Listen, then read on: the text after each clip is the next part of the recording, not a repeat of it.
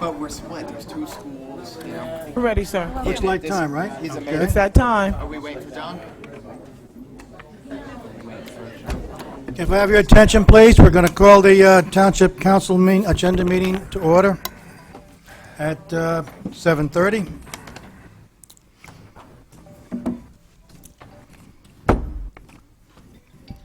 Would you all join me in the flag salute?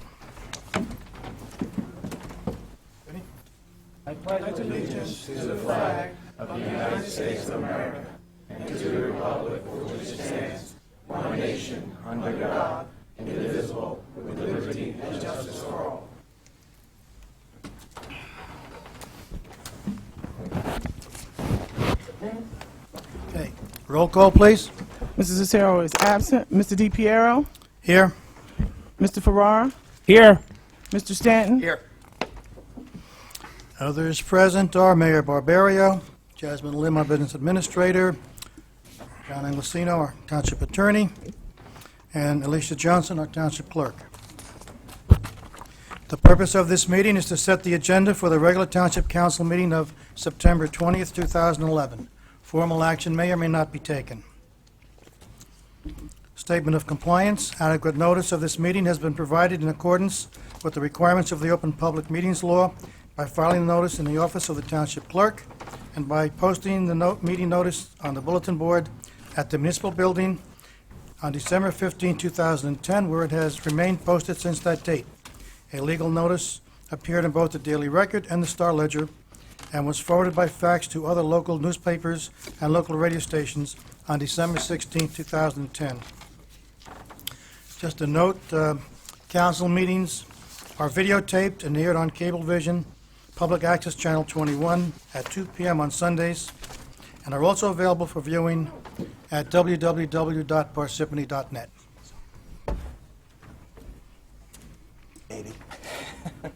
Okay, our first order of business is to, you want to read the John Fox's Yes, sir. For the resignation record, letter? Mr. Cicero arrived to the meeting at exactly 7:34. Sorry, ladies and gentlemen, the baby needed me.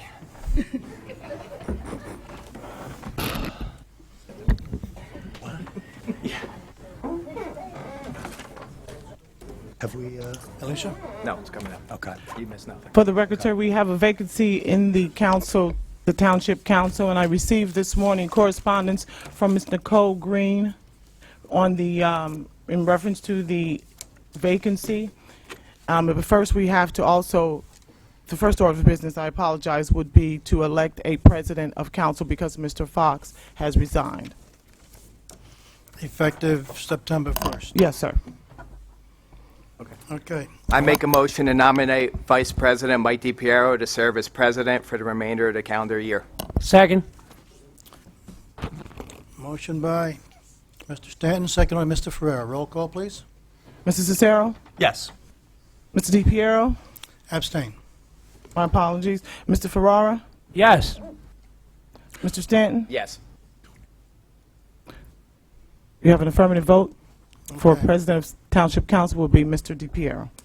Can we, yeah. Congratulations.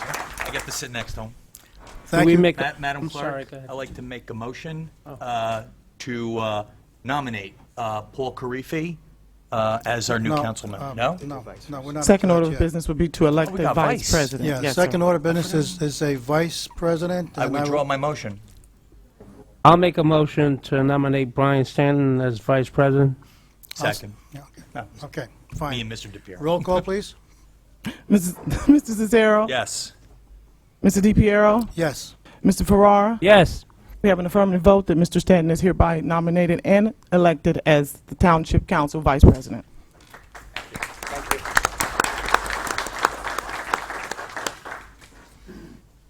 I'd like to thank my colleagues and congratulate Mr. Stanton. Congratulations, Mr. DePiero, Mr. Stanton. Thank you. Now, Congratulations. if you could read Nicole's letter. Yes, sir. It's dated yesterday's date, September the 12th. It is to me, Elisha M. Johnson, Township Clerk, from Nicole Green, Chairwoman, Republic Municipal Committee. Dear Ms. Johnson, on the evening of Monday, September the 12th, 2011, I conducted a meeting of the Parsippany Republican Municipal Committee. Below, please find the names of the 3 Republican candidates we are providing to the Township Council for their vote to fill the unexpired term of John Fox. Mr. Fox's terms, for the record, will end December 31st, 2011. Those names are submitted: Paul Carifi Jr., Adam Granati, if I'm pronouncing it right, Granati, my apologies, and Vincent Shadrell. Okay, thank you. Now I'll entertain motion for a replacement for John Fox's position. I'd like to nominate Paul Carifi to fill John Fox's position. Second. You can have it, Mr. Stanton. You can have it. Take it. Okay. Motion by Mr. Cicera, second by everybody. Everybody. Alrighty, all in favor. Roll call, please. Mr. Cicero. Yes. Mr. DiPiero. Yes. Mr. Ferrara. Yes. Mr. Stanton. Yes. I hereby have an affirmative vote to welcome Mr. Carifi as the newly appointed councilman for the Township of Parsippany-Troy Hills.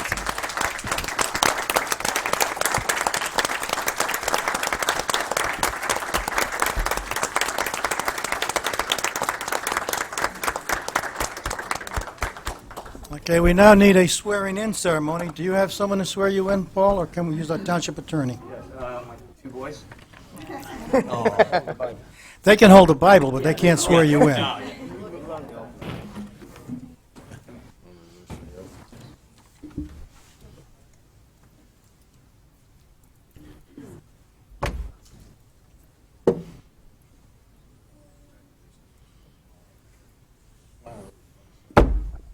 John, 2 boys are Giant fans.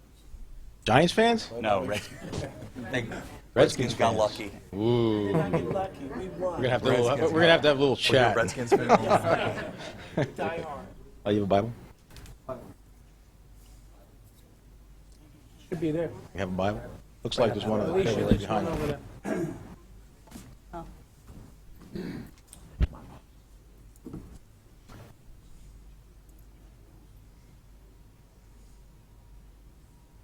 Guys, Redskins fans, hold the Bible. Place your left hand on the Bible. Raise your right hand. Repeat after me. I, Paul Carifi, I, Paul Carifi, do solemnly swear do solemnly swear that I will support the Constitution of the United States that I will support the Constitution of the United States and the Constitution of the State of New Jersey, and the Constitution of the State of New Jersey, and that I will bear true faith and that I will bear true faith and allegiance to the same and allegiance to the same and to the governments established and to the governments established in the United States in the United States and in this state and in this state under the authority of the people, under the authority of the people, so help me God. so help me God. I do further solemnly swear I do further solemnly swear that I will impartially that I will impartially and justly and justly perform all the duties perform all the duties of the office of of the office of Township Council, Township Council, Township of Parsippany-Troy Hills, Township of Parsippany-Troy Hills, according to the best of my ability, according to the best of my ability, so help me God. so help me God. Congratulations, Councilman.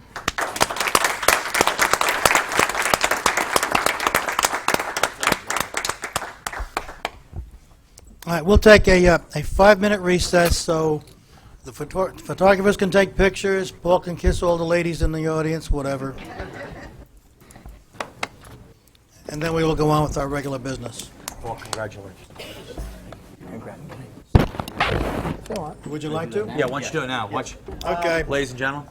Paul would like to say a few words. Oh, yeah. I was going to say it first. For Lee, forget it.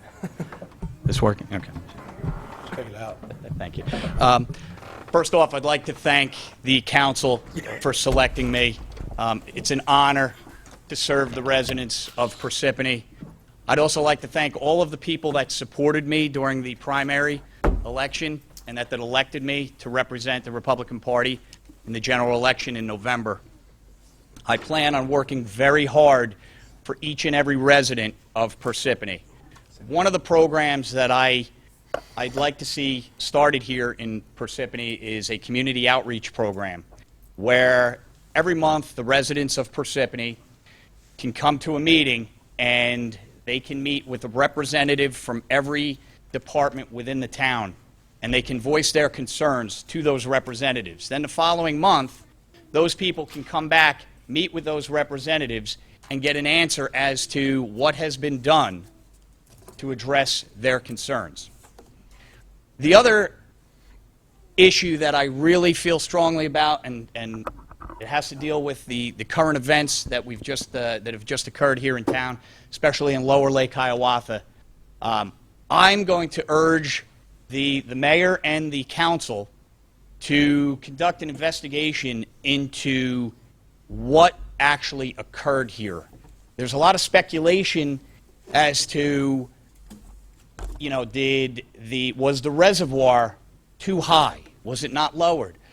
Were there dams that give away? You're hearing, there's a lot of speculation as to what exactly happened. And I truly believe that the residents in Parsippany, especially those in Lower Lake Hiawatha, deserve an answer as to what exactly happened. Okay? Was something not done correctly? Was something, maybe it could have been done better? Again, I said the reservoir, was it lowered? Was it lowered enough? We don't know, but I think that we need to truly find out exactly what happened here. And those people that live down there need an answer. They deserve an answer. I was down there on Saturday volunteering, and it's horrible what happened to these people down there. And I strongly believe that we need to find out what happened there. And again, thank you so much for supporting me. Thank you.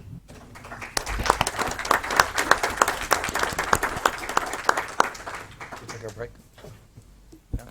Are we still taking that recess? No, Paul. Paul, I guess Paul used up our 5-minute recess. Okay, buddy. All right, buddy.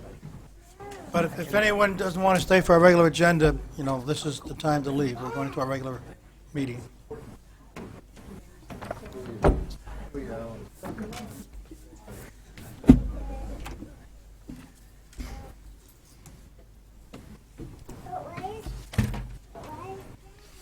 All right, first item on the agenda is a public hearing on Synagro.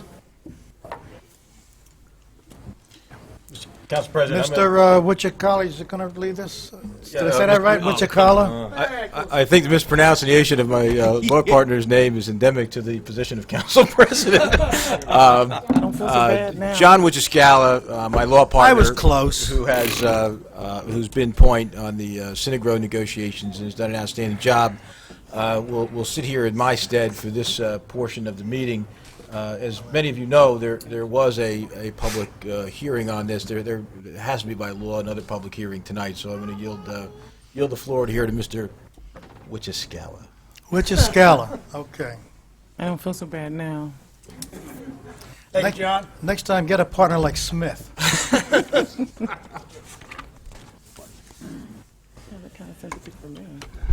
Good evening, everybody. My name is John Witchakala, and I'm here tonight to proceed with the public hearing with respect to the proposed contract. It's titled Agreement for Bioprocessing and Energy Supply Services between the Township of Parsippany-Troy Hills and Parsippany-Troy Hills Bioenergy Center, LLC, a Synagro company. Over the course of the evening, I'm simply going to refer to this entity as Synagro. As John indicated earlier, we did conduct a similar hearing back in June. We presented the contract, its overall terms to the council and to the public. The public in attendance was provided with the opportunity to ask questions and present any comments they had. At that time, you may recall the contract had not yet been finalized. There were some technical terms and other items that we were still working on, and we have worked through those terms and finalized them.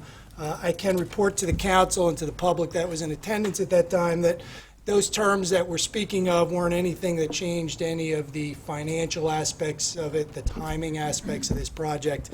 The reason we're here tonight is this is a project that is being taken pursuant to New Jersey's Public-Private Wastewater Act. Now that the contract has been finalized, we are required to come back before the council with a noticed public hearing. This is a project that went out to bid in accordance with the terms and conditions of the Act back in 2009, and this hearing is being performed in accordance with NJSA 58:27-24. Pursuant to the terms of the Act, there are a few ground rules which I just want to mention, and I want the public to know what their rights are in this regard. First of all, notice was required to be served on the public, was required to be sent to both the New Jersey Department of Environmental Protection and the Division of Local Government Services at least 14 days in advance of tonight's meeting. And I would report for the record that those notices were sent to both the NJDEP and Local Government Services by overnight courier on August 25th. The Act also requires that notice be published in the local newspaper. And I would report that notice of this hearing was published in the Daily Record on August 29th, 2011. Third requirement is that the vendor, in this case Synagro, has to have representation at this hearing. And I would just note for the council's purposes that in fact there is a group or a contingent here from Synagro this evening. Fourth, we are required to maintain a verbatim record of tonight's proceedings, and as you can see, we have a court reporter that's taking down every word this evening. My job is once again to explain to the council and to the public the general background, the terms of the contract, the financial aspects of the transaction, the rates that are going to be charged to the municipality, to Synagro, and the benefits that are going to accrue to the township as a result of this contract. At tonight's hearing, just like any other public hearing we have, the public will be entitled to ask questions and to provide any public comment you may have. One thing that's a little bit different with respect to the Act and the proceedings tonight is this record that we're creating tonight is actually going to remain open for 7 days beyond this evening. Pursuant to the Act, the public is entitled to submit written statements. Those written statements would have to be submitted to our town clerk by the end of business day on September 20th. What's going to happen then following this, a written hearing report will be prepared following the hearing. That hearing report is going to include a copy of the contract, a copy of a statement setting forth the township's reasons for proceeding with the contract with Synagro. It's going to have the verbatim record, which will be the transcript, and copies of all those written statements will also be attached to that particular document. To the extent that the council decides to proceed with the contract, as it has previously indicated it would, a resolution of approval will be adopted at a subsequent meeting of the council. One thing I want to make clear to the public, and I'm not sure whether I really got into it in detail at the last meeting, but this is not the end of the contract process. The Parsippany Council does not have the final say on this. After this hearing, this contract, all the supporting documentation, the hearing record I discussed, the transcripts, and all the associated documentation has to go down to Trenton. This contract is subject to the review and approval of the Division of Local Government Services, which is going to review the contract, make sure that it is an appropriate municipal contract. There will be an opinion of bond counsel that this particular contract does not impact tax-exempt status of the municipality, et cetera. It also will go to DEP, and it's subject to DEP's review and approval. I'm talking the contract, not the project itself, but just the contract. And among other things, DEP in their review will make a determination whether they feel that Synagro has the technology and the know-how to do a project of this nature. That's the background. That's the legal process. And what I want to do now is again, just turn to the task at hand, which is explaining this contract. For those of you who were in the audience the last time in the council, it's going to sound quite similar to the last time. But for those who haven't been here before, I just want to make it clear what we're looking at. We're all aware of the fact that the township does operate its own wastewater treatment plant, or its sewer plant, as most people refer to it. It's located at 1139 Edwards Road. It's directly off of Route 280. It's adjacent to the former Sharkey's landfill. For these types of purposes, it is a good location because we have good access on and off of the highways. The vehicles that come and go don't necessarily need to drive through the center of Parsippany. And we really don't have any immediate neighbors that are impacted by these activities. We already have a transfer station there, we have our wastewater plant there, and we've traditionally had our incinerator and all these services provided there. In the simplest terms, treatment of our wastewater here in town, all the sanitary sewer lines come into the plant, and it goes through our plant system, ultimately results in residual byproducts. We call them biosolids, we call them sludge. You know, that's what's left over at the end of the day. That sludge has to, we have to get rid of it somehow. There are really only two meaningful ways to deal with sludge. You have incineration, or you have removal of sludge to landfills, currently out of state. In the early 1970s, Parsippany constructed 2 multiple hearth incinerators at its wastewater plant to deal with their residuals, with the sludge, and for the next 30 to 35 years operated its incinerators. It took in biosolids not only from the municipality, but also outside municipalities. And I think what you heard at prior meetings was actually sized so that it would be another revenue stream for the township, where we could treat other municipalities, their sludge, their biosolids, because those municipalities did not have a facility such as this, a wastewater treatment plant, and the ability to do it. It really was a vital service for the township as well as those other communities.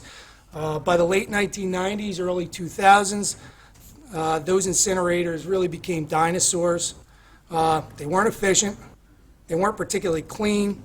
Certainly didn't meet any of the state or federal clean air requirements. And what really proved difficult were the energy costs to fuel them.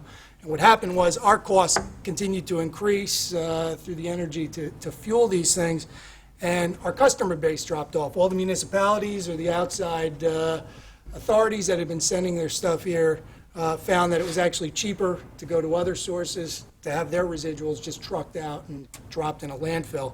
And eventually we hit the tipping point where we were paying more in fuel costs than we were saving through having our own operational incinerators.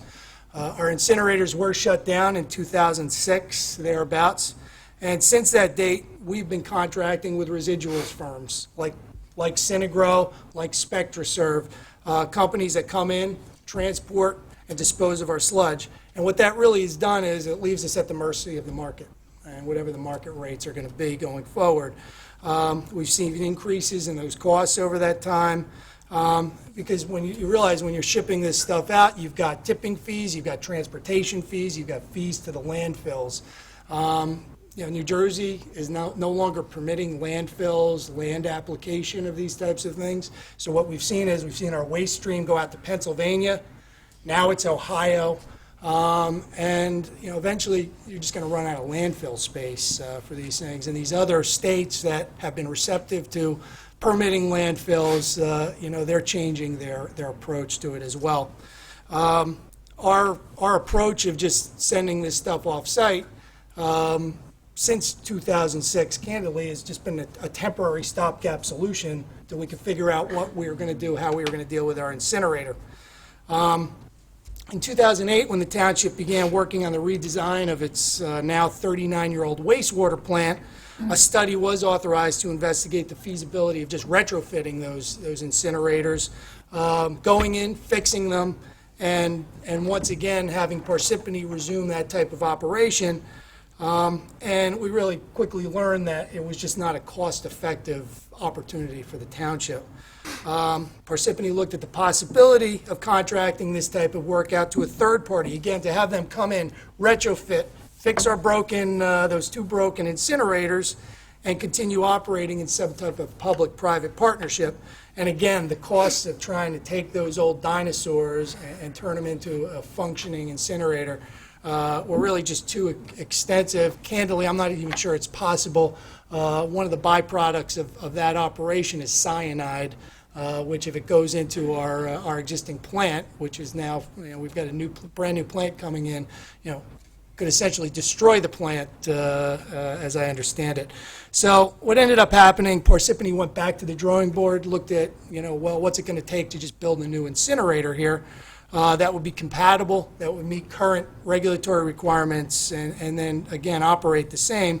And again, we discovered through that process that it is an exorbitant cost to the municipality to take that on. First, we don't have the critical mass, probably not all that different than in the 1970s. We generate a lot of sludge, but not enough to financially warrant that type of expenditure. Second is, we can't just build one incinerator for us.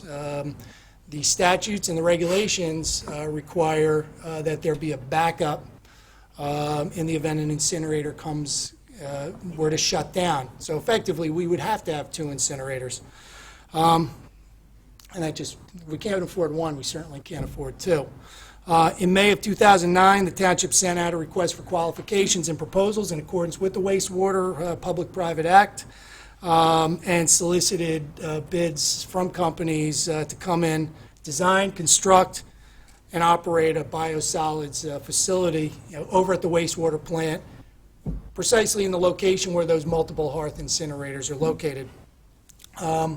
Synagro was the primary responsive bidder on this project and was selected to permit, design, construct, and operate the treatment facility at their sole cost and expense, subject, of course, to us reaching an agreement on a contract. Just by way of background, Synagro is a company that was formed in 1986, and it is the largest recycler of organic byproducts in the United States. With operations in 36 states, Synagro currently manages more than 12 million wet tons of biosolids and other organic byproducts, and they do serve more than 650 municipal and 40 industrial wastewater and water clients. We have recognized that Synagro, just in our own due diligence, has saved significant monies for other municipalities and authorities, and we are confident that that's what we're going to be able to achieve here.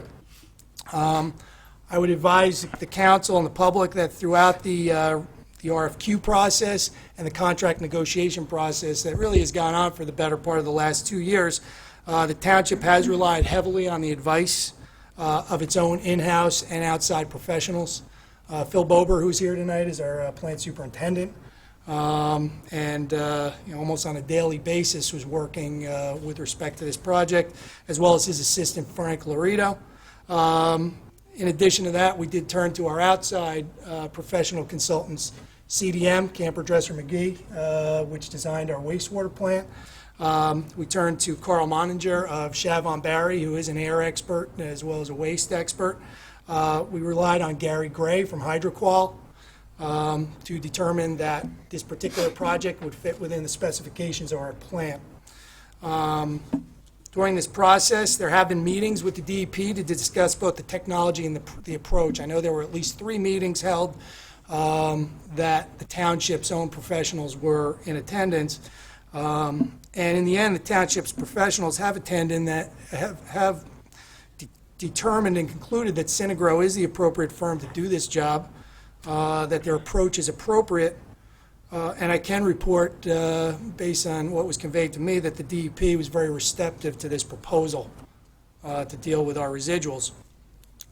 Synagro's proposal does entail the construction of a single state-of-the-art fluidized bed incinerator, is what it's called. It's not a multiple hearth, but it's got a fluid bed on a portion of the wastewater plant, again, where the other incinerators existed. That incinerator will meet all current and pending future clean air regulations. And the likelihood is, assuming they get through this permitting process, it'll be the first incinerator on the East Coast that will meet the most stringent EPA requirements. The fluid bed technology is the best available technology out there, and it is the preferred incinerator technology of the DEP and the US EPA. Our professionals have confirmed that. Now, Synagro can get away with a single incinerator on this project because they do have alternative locations. This is their business, so if for whatever reason something happened to this incinerator, it came offline, they would be able to just take our residuals and remove them from the site. One major aspect of this project is that they are proposing to construct a cogeneration facility. Essentially, the facility, what it will do, it's going to recover the heat from the operation, the heat that's generated through this facility, and what it will do is turn that heat into electricity. That electricity, in turn, will be used in its operation, and it'll also be used by the wastewater plant. So the municipality is looking at significant cost savings from an electricity standpoint. To the extent we can call it, it's green technology, it's renewable energy, and it's using sources that are there really to the benefit of this community. There have been a number of questions raised, I know, just regarding, gosh, does the DEP, do the EPA issue these types of permits? And the answer is yes. Is this an easy permit to get? By no means. The state standards that are currently being implemented by the DEP are risk-based standards. Essentially, this incinerator must pose no risk to the environment, the health, or welfare of the public, period. That's part of the DEP's charge with respect to reviewing this permit application that'll have to be made. The federal regulations are a technology-based standard, and they essentially require, they're more onerous than our state standards, and they require that the emissions from an incinerator of this nature be ratcheted down even further than the risk-based standards that our state regulations require.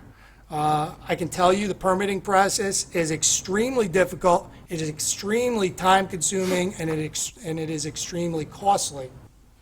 The benefit in this regard is that risk, that cost, lies on the shoulders of Synagro and not on this community.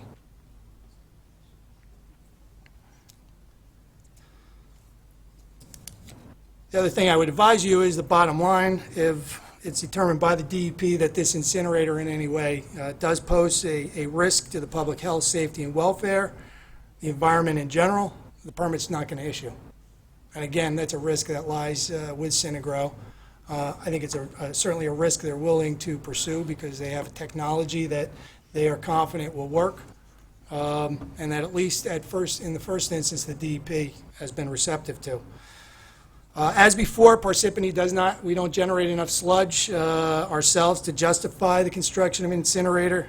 So Synagro will be managing and processing biosolids from other municipalities and authorities, similar to what we had been doing for those 30 or 35 years. The overall cost to Synagro to design, permit, and construct this facility is approximately $60 million. So it's a big number. That's the type of number we would be facing if we took this project on ourselves. Over the past year, we spent a considerable amount of time renegotiating the terms of this transaction in accordance with the bid that was received. And we believe we have a very good deal for the township and a very fair deal for the township. There was a lot of give and take through this process, with Synagro doing more of the giving, to be honest. These are the main deal points. Again, Synagro is assuming all costs and responsibility to design, permit, construct, and operate the biosolid facility. Of course, our own people will be reviewing that process. There'll be an oversight throughout. As I mentioned earlier, the estimated cost of this project is $60 million. The term of this agreement is 20 years, with a right to request an additional term of not less than 5 years, though it's not mandatory that additional 5-year extension be granted. Synagro will pay the township a lump sum host fee in the amount of $1 million. That fee will be paid in 3 installments, $250,000 at the commencement of construction, which according to the schedule is 2012 estimated. There could be delays in the permitting, which may push off the commencement date, but that's what at least certainly they're hoping for.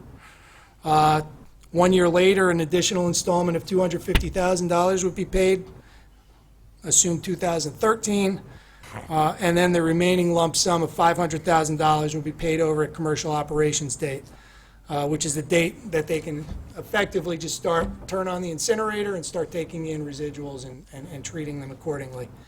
And again, estimated, hopefully, because they're certainly hoping to be online as soon as possible, is 2014 for that payment and the commencement of the operation here.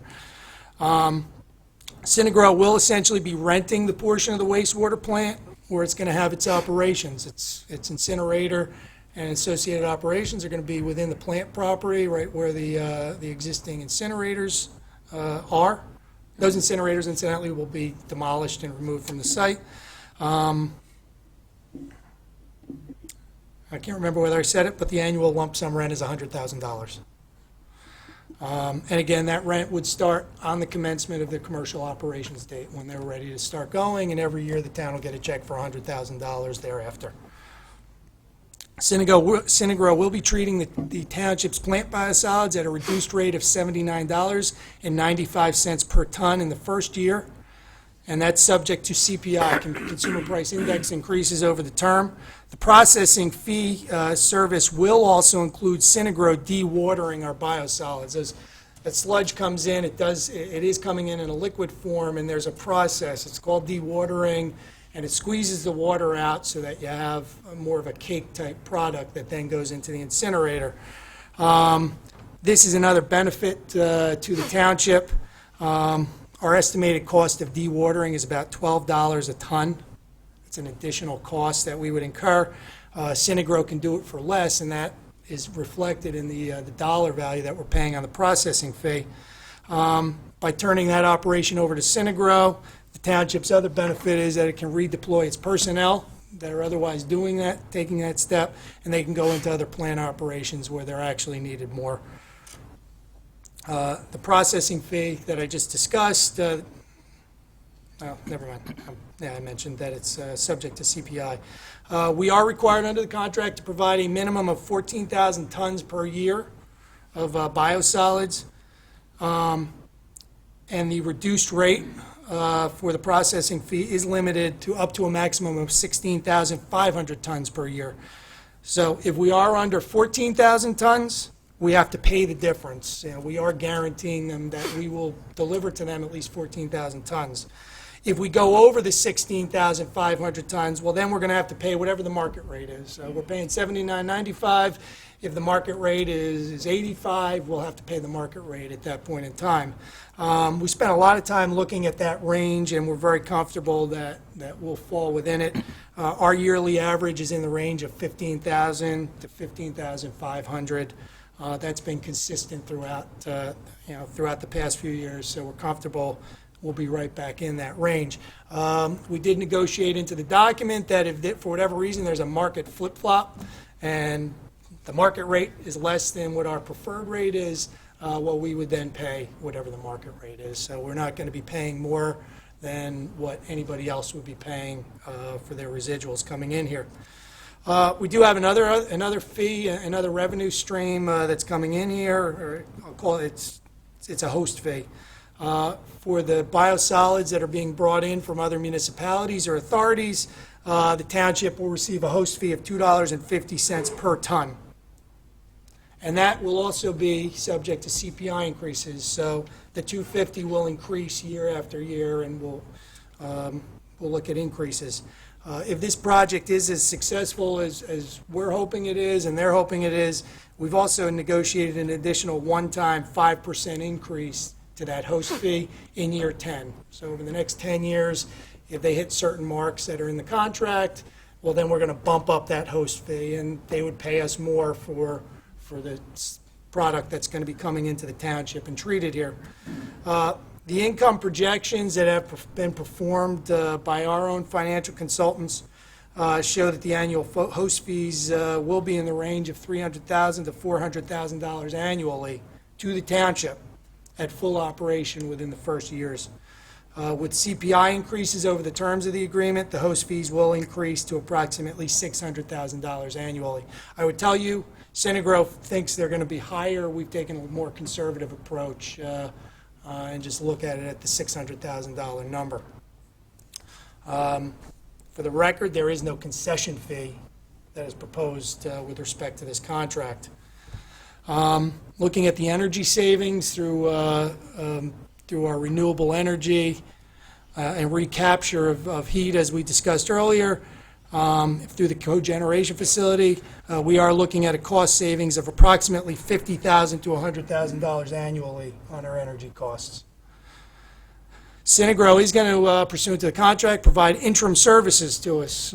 Since this is not coming online, we're going to continue to have our product is going to have to continue to be shipped out and deposited in landfills. And we've essentially received an interim rate that in year one will be $77.57 per ton. And that'll be adjusted annually by Consumer Price Index as well. So obviously, if they're online by 2014, we're looking at another 2 or 3 years of having our waste hauled off. We do have additional terms in the agreement that deal with other technologies that are likely to lead to additional savings and revenues in the future. One such example actually is our plant superintendent is a very strong proponent. It's fats, oils, and grease. Otherwise, it's referred to in the business as FOG. And there's an opportunity here to bring in grease. It may be from restaurants, their fryers, what have you, and run those through the operation and actually turn that FOG again into more energy, more renewable energy. Receive additional revenue for taking that in and being able, again, to turn that into electricity and power that we can use here, both in the operation and in the plant. And there's some other ideas that are out there. We've left some, we call them placeholders in the contract, that if there are these types of new technologies developed, that we can incorporate them into the process.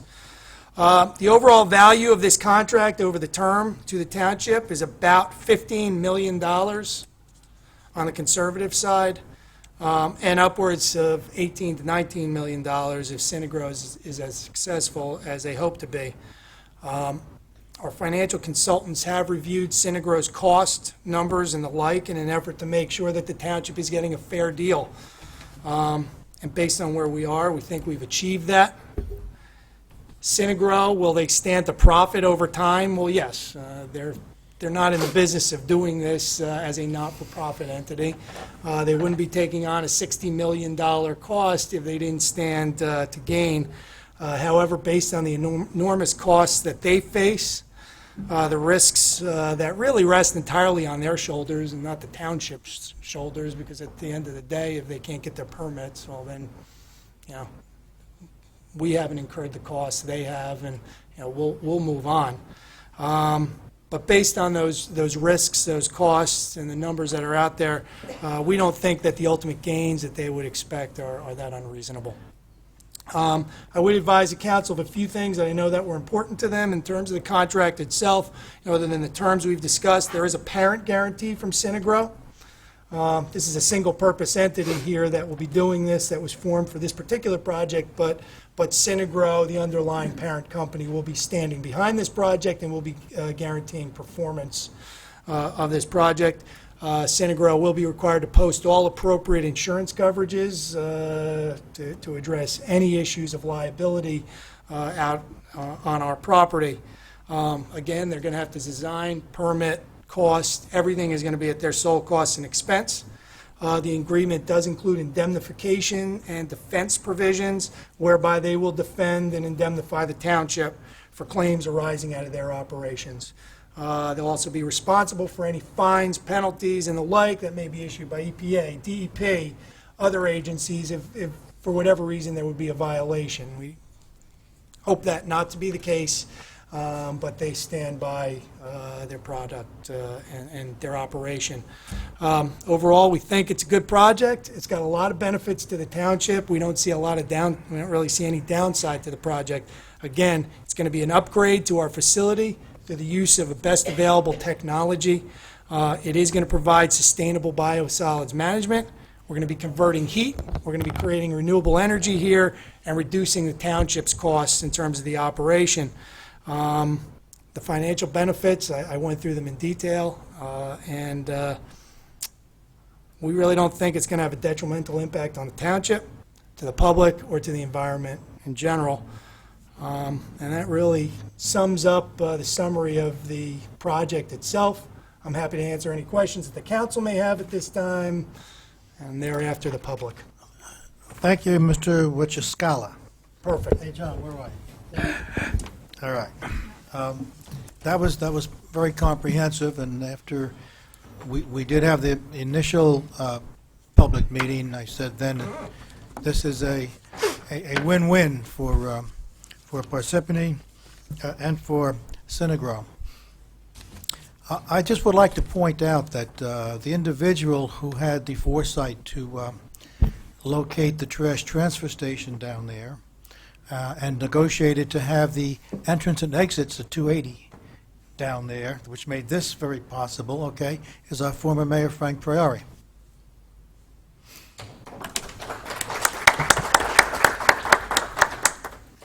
Any questions from the public?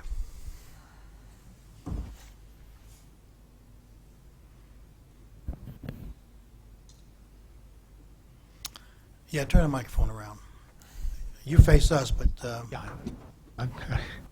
Mr. Council President, congratulations on your election first. thank you, Bob. Second, Name and address for the sorry, Bob record. Crawford, 35 Hidden Glen Drive. You sign in after. I do not have a specific question on this topic. I have a question on another unrelated topic. I just wanted to understand if this would be the only public session, if there would be one. No, we have a regular public you. session. Simply wanted to This confirm is that. strictly for Synagro. Thank you very much.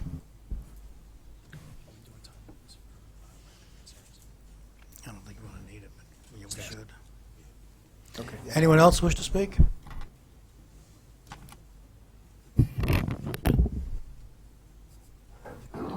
Good evening. I'm Ellen Rubin, 40 Elliott Road. It certainly sounds like an extremely comprehensive summary, to say the very, very least. May I ask if this company, I'll sign it just a second, if this company had made any contribution in any way to any elected officials in this town? No? Not that I'm aware of. Not Okay. me.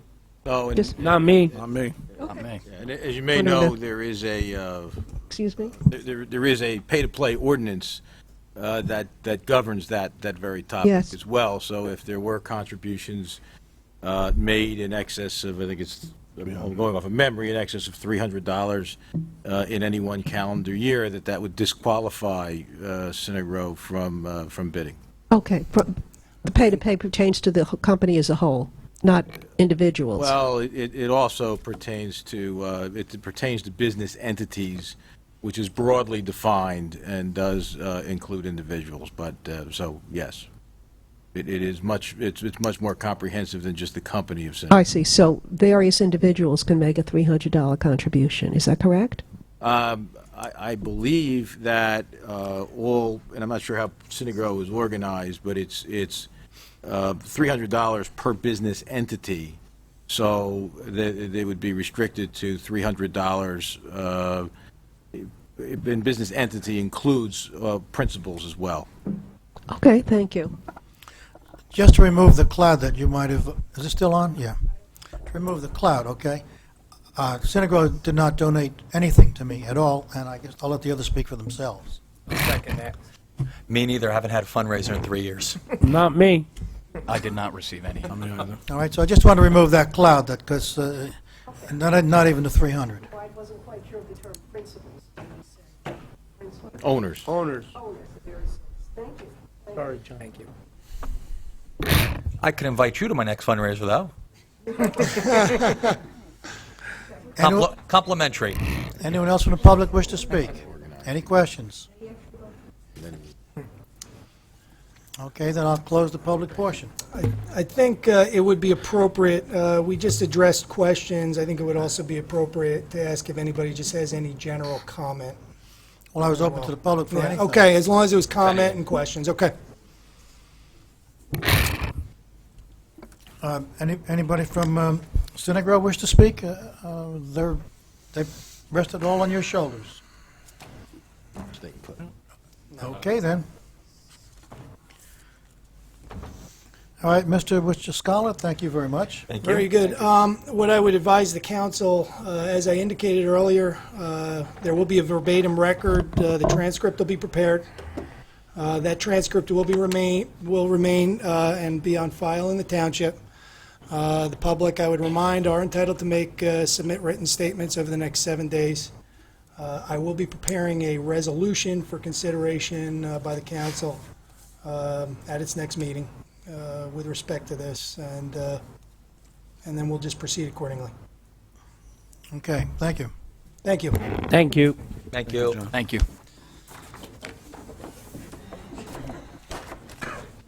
Have a good night, everybody. Good night. That's okay. You can stay if you want to go pro bono.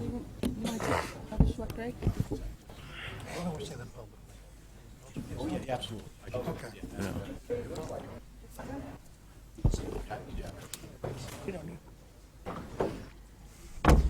Hi, John, when we get to the township attorney point, I'll ask the question. Yeah, that's fine. Okay.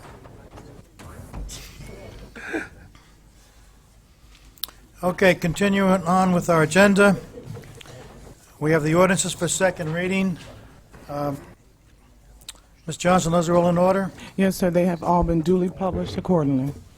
Any comments from council members on that? Any of the ordinances for second reading?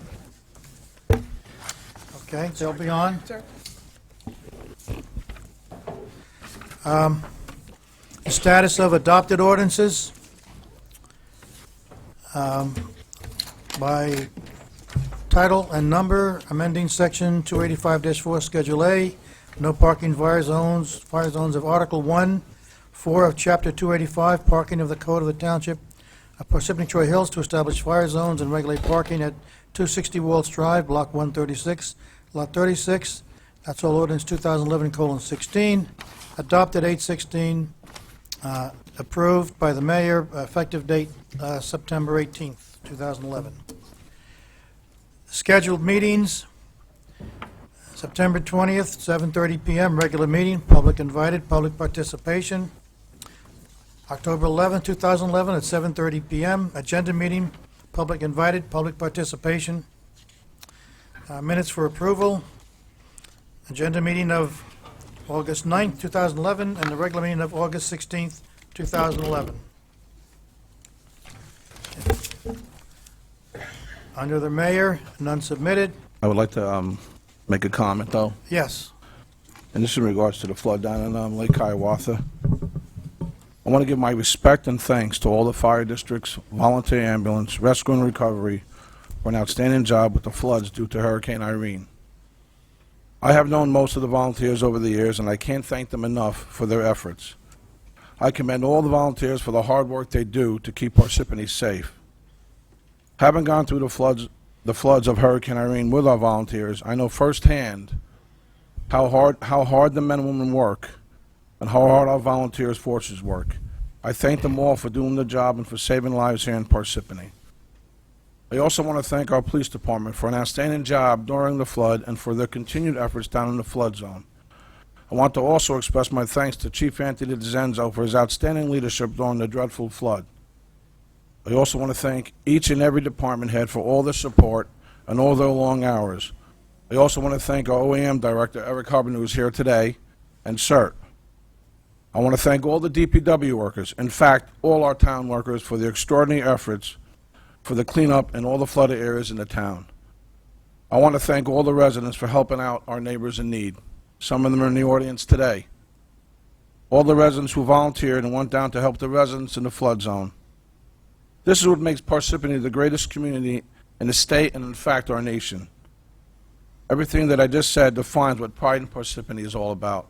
I want to thank you, Loretta, Adam, everyone that volunteered down there. It was a great commitment, and it was really heartfelt for me. Thank you. Also, in regards to the flood down in Lake Hiawatha, this administration is investigating it. In fact, I will be meeting with United Water, with the Denville mayor, along with one of our legislators. I mean, you know, last thing I want to do is make the residents of Lake Hiawatha, Rockaway Neck, and Parsippany-Troy Hills political pawns. I won't do that. I was down there during that flood. I was down there constantly, 24/7, and I saw what happened down there. The wall could not handle a 500-year storm. It just couldn't. That wall was built for a 100-year storm. Couldn't handle the 500-year storm, and that's exactly what happened here in Parsippany. You can go to waterdata.usgs.gov, and you can track the storm. You can track it on the graphs on what happened and what transpired during those times and hours. It gives you the dates as well. I think it's important to go look at that. But of course, as the mayor of Parsippany, I am going to investigate it. I'm going to look further and to see what happened. But what I will not do, and what I will forbid, is anybody to make anybody in those areas political pawn. They suffered enough. But believe me, I have your back, and I will find out what happened, if anything did happen. Thank you. Thank you, Mayor.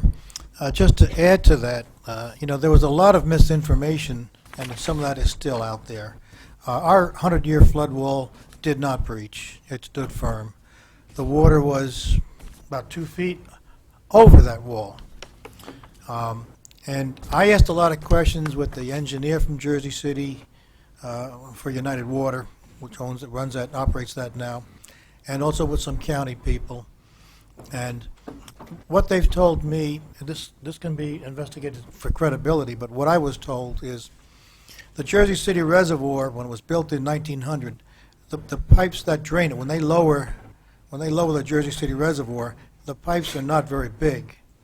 And they did start to lower it when the governor ordered all lakes and dams and reservoirs to be lowered. But they don't normally issue that order more than 48 hours before a storm hits, because you can't predict longer than that whether the storm is going to continue on its course or change course. So within 48 hours, they order that. And according to this engineer, what he told me was the Jersey City Reservoir did lower the dam, but the size of the pipes that they discharge out, they could only lower it 4 or 5 inches in 2 days. That's just how big they are. So what actually happened, according to him, was the water flowed over the dam. So you had the contributaries from the Rockaway River already flooding over the wall by about a foot. And then when the dam was completely filled and overflowed, you had the tributaries from the Jersey City Reservoir also now adding to the Rockaway River flood, which became like an additional big whoosh and another foot of water on top of our 100-year flood wall. So this is what I was told. It's verbal. I have no data to back it up, but it's something that maybe I wanted to share with you, because there's a lot of misinformation out there, and this kind of calmed me down a little bit when Jersey City did not actually open dams and flood lower Lake Hiawatha. They assured me that was not true. Council President, what I will also do is I will give you a letter that I requested from United Water on August 30th for every council member to read over the events of what happened over the spillway within the 24-hour period. And any member of the public would also. Great. I would love to. If you could put that in our mailboxes, I would appreciate it. In fact, take that copy. You can give it to the Alicia? clerk. Yeah, Alicia. Okay. Thank you. Thank you. Okay. Moving on. Bids to be taken. Bids taken. September 1st, 12 noon, third-party billing for ambulance services for EMS. Jasmine? We're requesting that be tabled until the October meeting. Okay. September 7th, 11 a.m., 1 new and unused wide area rotary mower, 1 new unused fairway mower, and 2 new and unused greens mowers for the Knoll Country Club. We're recommending award to the low bidders for each of the items. Okay, thank you. RFQs, none. Resolutions. Anybody have any comments on the resolutions? Are they in order, Ms. Johnson? Yes, sir. All Count. backup information, including the resolution for the award of the Moore's contract. Okay. Jasmine, you had a resolution you wanted us to offer tonight? There are actually 3 altogether that, under administration, there are 2 that I would like to have adopted tonight. The first is actually the second resolution that is listed. It's the agreement for the repair of the culvert in Lake Intervale. But I think we'll wait until we get to the engineer's report because he explains that. Okay. I do have the resolutions available. tonight. And then the second one that I would like the council to consider tonight is the granting of the renewal of the municipal consent to Cablevision. What the procedure is that once the council adopts the resolution, I have already submitted a draft ordinance to Cablevision requesting certain provisions as conditions of renewal of the franchise. And I've had discussions with Cablevision.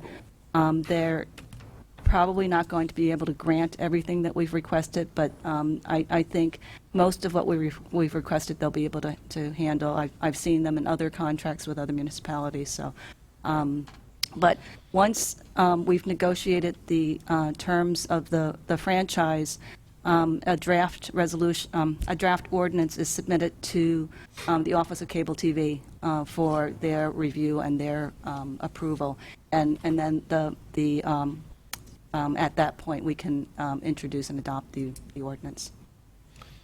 Excuse me, Jasmine, I have a quick question on the first resolution with Concrete Construction Corp. Yes? Is that the low bidder?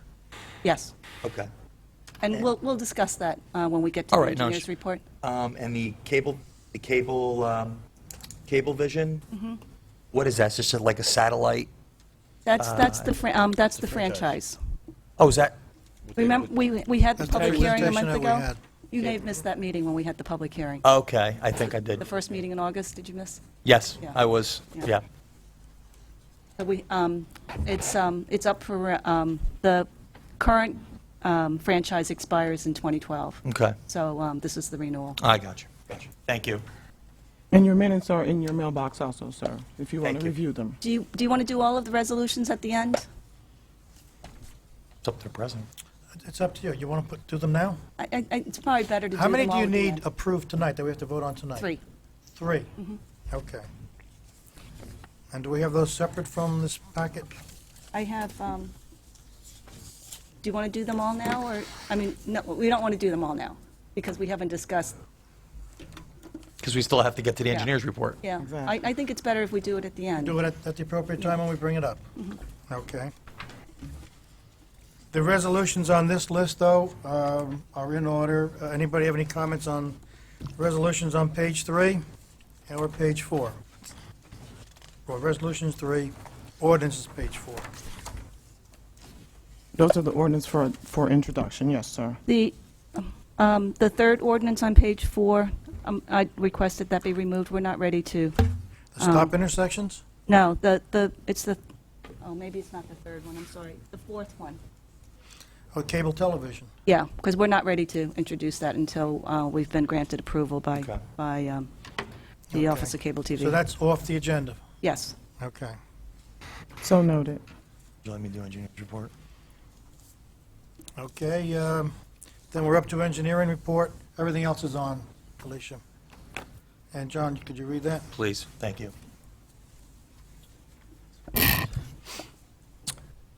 Status of road resurfacing, putting stone area, no change. Revisions to escrow requirement connection with residential sidewalk driver repairs, no change. Edgefield Drive, no parking zone, no change. Canterbury Estates vacation of lots 26 and 77 in Block 98, no change. New road flood mitigation, no change. Train horns at intersections, no change. Ball Terrace culvert replacement.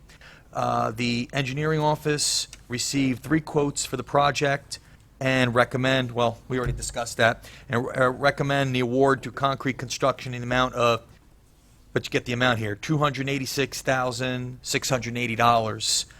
Memo and resolution have been prepared and are attached. Jazz, so does anyone want to discuss it? That is the low bidder, correct? Yes. Okay. Anyone? No? And just so that you know, this project is being done as an emergency. Okay. So you want that approved tonight? Yes. Do we have a copy of that resolution? Yes. I don't Do you have want, do you want to do it at the end? You want to do them all at the end? Okay. Yeah. So that one we have to come back to. Right. All right. May I, Council President? Go ahead. Thank you. Ordinance amendment, new stop sign, Ogden Place at New Meadow Trail intersection. A stop sign is proposed on Ogden Place at the intersection with New Meadow Trail. A review was conducted by the engineering office and Gordon Meth of RBA Group, and it was determined that a stop sign is justified at the intersection. Amendment to Chapter 405, Section 23 is required. An ordinance has been prepared and would have to be adopted by us. It's on the listing under first readings. I have a quick question to ask you, and I guess since we have our engineer here, is that the recommendation from the Traffic Committee? Say, Traffic Committee is useful.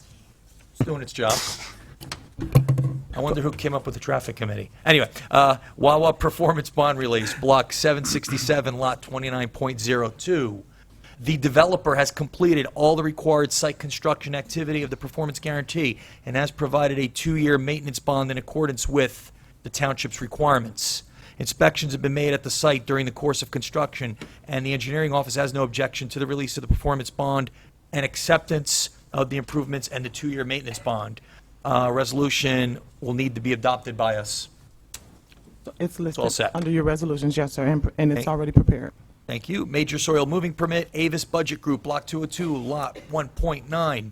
The Planning Board received a request for an extension of the major soil moving permit and recommends that the Township Council approve the extension to October 20, 2011. However, there is no documentation that the Township Council ever received or approved the original soil moving permit. Therefore, the Engineering Office recommends that the Township Council approve the permit along with the extension to coincide with the terms of the site plan approval. All of the conditions previously listed are still valid. A resolution has been prepared and must be adopted by us. Madam Also Clerk? prepared, yes, sir, and listed. Thank you. Endorsement of NJDOT grant, Waterview Boulevard. The township the engineering office is in the process of preparing and submitting grant applications through the NJDOT Municipal Aid Program. The application is for the resurfacing of Waterview Boulevard, installation of a sidewalk, and minor drainage improvements. The application is due on September 23, 2011. A resolution endorsing the application will need to be adopted by the council. Okay. Moving on, Chief Financial Officer, we have a number of resolutions from Ruby Malcolm. Jasmine, you want to go through those? The first is to cancel several checks for the court. Second is to cancel checks for, again, for the court. The third is a Chapter 159 for a grant of $862. Second is to cancel accounts receivables at the Gulf Utility. The next is a resolution to exempt a 100% disabled vet from taxes. And then the last is to insert another item of revenue from the Highlands Water Protection and Planning Council for a plan conformance grant of about $34,000. Okay, thank you.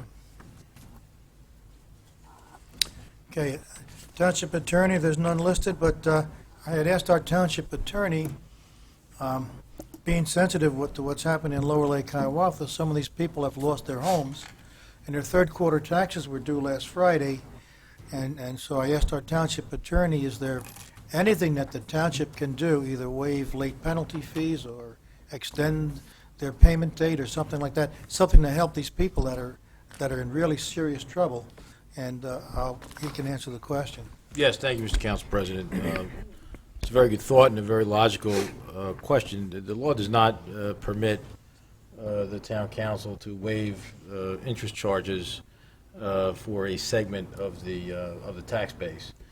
You have the ability statutorily to set an interest rate for people who are delinquent in the payment of their property taxes, but it must apply even-handedly across the board. That's the law. That's our interpretation of the law. That's your tax collector's interpretation of the law.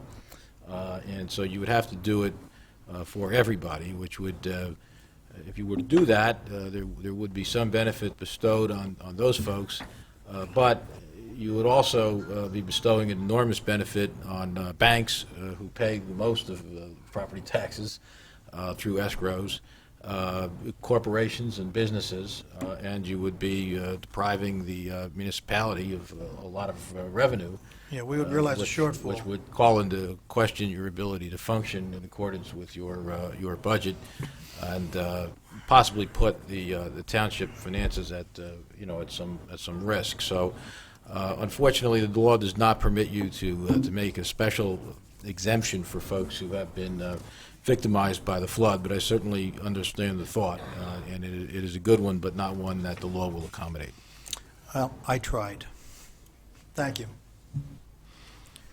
Communications, the only correspondence we had was our letter of resignation from Councilman John Fox. We have two resolutions, Township of Hanover, amending and supplementing land use and development legislation, and the Township of East Hanover, amending land use and zoning. Anybody have any comments or want to add those on? Okay. And we have applications for licenses. Are those all in order? Yes, sir. The two limousine owner licenses are new businesses coming into the township. All legal requirements and insurance requirements have been met, including the background checks. And the liquor licenses is a person-to-person transfer for the Parsippany Hilton.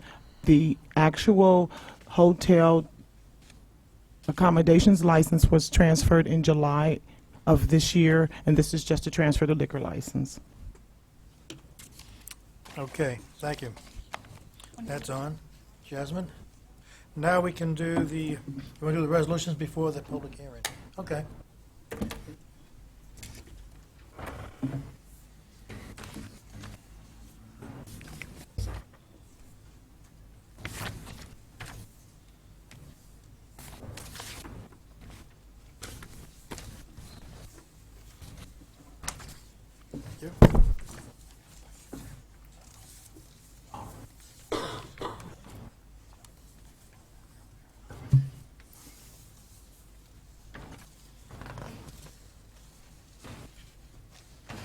Okay, Mr. Ferrero, would you go for the resolution on the cable television? Mr. Karifi, the one on the emergency, approving the emergency agreement? What we're going to do one on our You gotta read the whole thing. Register of Vital Statistics, okay. Mr. Stan, would you offer that one last? Okay. Are you Okay, Mr. Ferrero, please. Resolution of the Township Council of the Township of Parsippany-Troy Hills granting renewal of municipal consent to CSC TKRDB8 Cablevision of Mars to construct and operate a cable television system in the township. Whereas the Township of Parsippany-Troy Hills, after proper public notice and pursuant to the terms of NJSA 48:8-23, held a public hearing on August 9, 2011 concerning the renewal of municipal consent to construct and operate a cable television system within the township, and whereas said hearing was fully open to the public, and whereas the council received no comment from the public regarding the qualification of CSC TKR D-B-A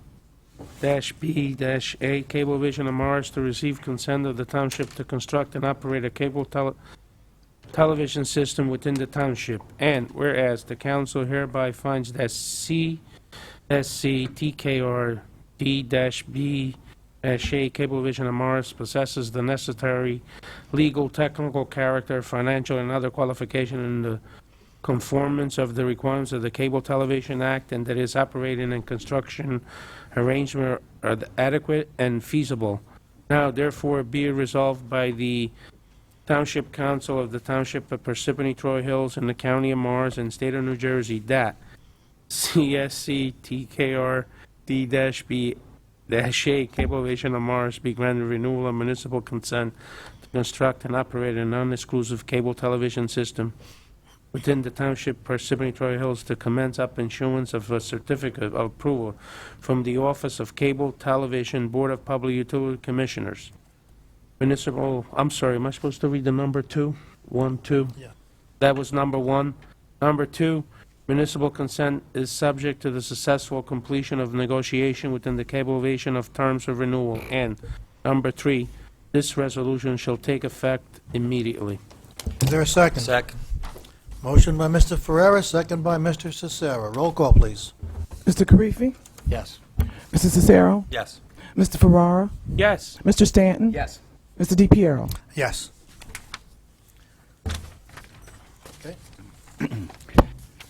Resolution approving emergency agreement. Whereas the Township Council is obligated to provide funds and ratify emergency agreements which are entered into by the Township in accordance with NJSA 40A:11-6, semicolon, and whereas such an agreement was entered into between the Township and Concrete Construction Corporation to replace the culvert and repair the broken water main under Ball Terrace, and whereas the Chief Financial Officer has certified to the availability of funds, and whereas the Township Engineer has certified as to the existence of the emergency. Now, therefore, be it resolved by the Township Council of the Township of Parsippany-Troy Hills, County of Morris, and State of New Jersey, that a certain emergency agreement with Concrete Construction Corporation, 24 Pink Street, Hackensack, New Jersey, 07601, to replace the culvert and repair the broken water main under Ball Terrace for the sum of $286,680 is hereby ratified and approved. This resolution shall take effect immediately. Second. Motion by Mr. Karifi, second by Mr. Ferrara. Roll call, please. Mr. Karifi. Yes. Mr. Cicero. Yes. Mr. Ferrara. Yes. Mr. Stanton. Yes. Mr. DePiero. Yes. Resolution of the Township Parsippany-Troy Hills appoint Alicia M. Johnson, Register of Vital Statistics. Whereas pursuant to NJSA 26:8-1 at SEC, the Township Parsippany-Troy Hills is required to appoint Register of Vital Statistics, and whereas pursuant to Township Code 4-12, Township Clerk shall act as the Register of Vital Statistics. Whereas there existed vacancy position, Township Clerk, Deputy Register of Vital Statistics was appointed acting Register of Vital Statistics, and whereas Township has recently hired Alicia M. Johnson, fill position, Township Clerk, whereas Alicia Johnson possesses the requisite qualification certifications, perform duties of Register Vital Statistics. Now therefore be resolved by Township Council, Township Parsippany-Troy Hills, Alicia M. Johnson be hereby is appointed as the Township Register of Vital Statistics. Be it further resolved, Alicia M. Johnson shall perform the duties of Register of Vital Statistics concurrently with her duties as Township Clerk. Be it further resolved, Alicia M. Johnson shall receive no compensation in addition to her compensation, Township Clerk, for performing duties of Register of Vital Statistics. Be it further resolved, pursuant to NJSA 26:12, certified copy of this resolution be forwarded, filled with the New Jersey Department of Health, Senior Services, Bureau of Vital Statistics, registration, for approval and aforesaid appointment, which shall become effective 30 days after the date of filing. Second. Mr. Ferrara. Motion by Mr. Stanton, second by Mr. Ferrara. Roll call, please. Mr. Karifi. Yes. Mr. Cicero. Yes. Mr. Ferrara. Yes. Mr. Stanton. Yes. Mr. DePiero. Yes. Thank you, gentlemen. Okay, now we're open to the public on any matter whatsoever. Come forward, sign in, state your name and address, and you have 5 minutes.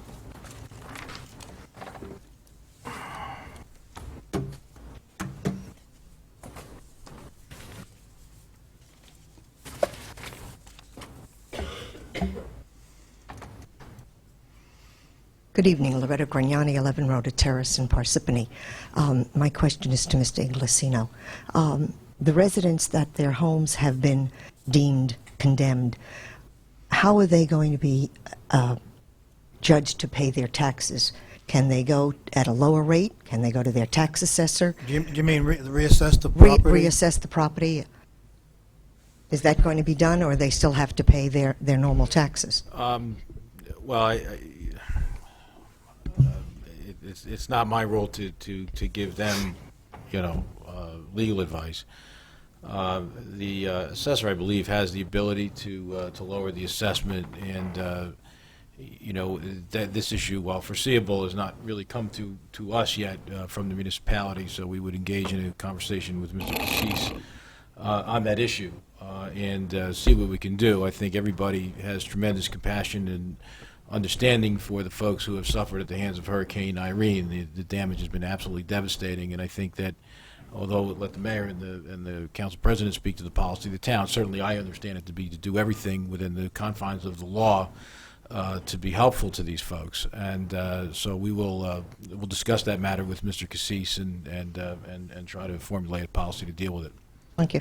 Second, I want to thank the mayor for having tetanus shots available to our residents that were affected by the hurricane. Thank you. Thank you.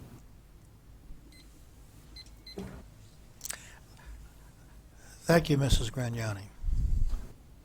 Bob Crawford, 35 Hidden Glen Drive, Parsippany. I have a process question. I'm not sure who to direct it to. I believe it is Mr. Inglesino, but I'll let the council president decide once I ask the question. As you may know, at 4 p.m. today, assignments Judge Thomas Wiesenbeck voided the June 7th primary election for freeholder because he had determined that along with an improper campaign contribution made to Mr. Lyon, there were illegal votes cast in Parsippany during that primary. He stated that at least, and let me underscore the term at least, 32 of the votes cast in Parsippany were illegal, including 12 votes belonging to people who applied for mail-in ballots but didn't receive them, even though those votes were delivered to the Board of Elections. So it would appear that on June 7th, electoral fraud was perpetrated against the voters in Parsippany by third parties operating on behalf of certain of the Republican candidates running for town council. Who those third parties were and who they were working for is not clear at this point in time. But it is absolutely critical for the sake of Parsippany's good name to ensure that those who may have broken the law be brought to justice and that an investigation by the responsible authorities be conducted to rid our town of the taint of political corruption that now appears to be associated with our town's good name. So my question is this: what is the process by which such an independent investigation is launched, and who is responsible for doing so? Well, that sort of investigation is not conducted at the municipal level. Okay. That I can tell you. Okay. The Attorney General's office participated and observed the court proceedings up in Morristown. Mm-hmm. There has been dialogue between the county counsel's office, the Attorney General's office, and the county prosecutor's office. The state Attorney General's office is the office that is equipped to deal with corruption issues in the context of elections. And so it would seem to me that that would be the agency at which, an investigation, as it were, would be conducted if they were to do one. You are correct in that Judge Wiesenbeck did void the election. My understanding, he issued a 38-page opinion, which I have to read tonight, is that he essentially declared the election a tie. And he did so because of voting irregularities and obviously made findings of fraud. And he's ordered a certain process through the County Republican Committee in all municipalities to determine a winner of the June primary for the freeholder position. But again, voting fraud, which can occur in any municipality, is not an issue that is governed or regulated by municipal government. It is an issue that is investigated and overseen by the Attorney General's office. And with respect to Parsippany, even the poll workers are really through the county. But there wasn't. I didn't see any indication that there was any fraud at the actual polling districts. It really had to do, my understanding was, with the absentee ballots, which again is really county and overseen at the state and investigated by the Attorney General's office. So that's where it lies. There isn't anything for Parsippany local government to do in that regard. I thank you. That helps to clarify. I would hope, though, that Parsippany elected officials would take the time to at least comment and disassociate themselves, if that's the case. Well, I obviously, elected officials are free to do what they will, and I assume that no elected official will stand up here and endorse fraud, and I assume that every elected official, when asked, would say that they're against fraud. I agree. But I also think that to the extent there was fraud, to the extent there were problems, that be not handled through the political process, Understood. but that it be handled through the State Attorney General's office, which is the agency that is best equipped to deal with these kinds of issues. So the just for additional clarification, thank you. So the State Attorney General's office, should it choose to do so, then would initiate an investigation? Well, I think that's the place where this type of investigation would normally occur, because that's the office that oversees elections throughout the state. As I say, they did have a representative sitting in at the trial in Morristown, and I know that there have been, I know there's somebody from the State Attorney General's office who has been watching and participating in the trial and is very aware of what's going on, and that is the appropriate agency to do the kind of thing that you are suggesting. And my understanding is that they are very aware of what has occurred. And one final question, if I may, just procedurally. Then it does not require a citizen, let's say of Parsippany, to take an action step to ensure that that investigation is launched. That would be driven by a decision by the Attorney General's office on their own volition. That's correct. That's a prosecutorial matter. It's a law enforcement matter. It's not a political matter. It's a law enforcement matter. What I can tell you is the State Attorney General's office is very much aware of what occurred in Judge Weisenbeck's courtroom. And the Commissioner of Ethics has nothing to do with that. That's not his purview. No, this is a law enforcement matter. My understanding of the judge's opinion, although I've not read it, is that there were essentially findings of criminality. Yes, there were. And wrongdoing. Yes. And so it would seem to me that the Attorney General's office is going to have to... Would be compelled to act. I think it would be difficult for them not to. We won't always know what they've done. Understood. Because the nature of those kinds of proceedings is that they do their job, not through the newspapers, but through the professional prosecutors that spend their careers enforcing the laws of the state, and I'm confident that they will do their job. Good. Hopefully quickly, because it's unfortunate for those of us who live in Parsippany and love Parsippany to have even the suspicion of something wrong having happened. Thank you very much. I appreciate the answer. Thank you. Thank you. Okay, for the record, Team Parsippany has not had a chance to vindicate itself. This has all been up at the county office. No one's asked me any questions or any of my running mates, as I understand it. I can state for the record unequivocally that I have never violated any election law, nor have I ever requested or instructed anybody to violate an election law. And I welcome an investigation. If there truly has been something done illegally, then I welcome the investigation. And I let my running mates make their own statements. Yeah, I'll second that, because I'll be the first to even tell you, and I think everyone in this room knows, I run an absentee campaign, and I'm going to continue to.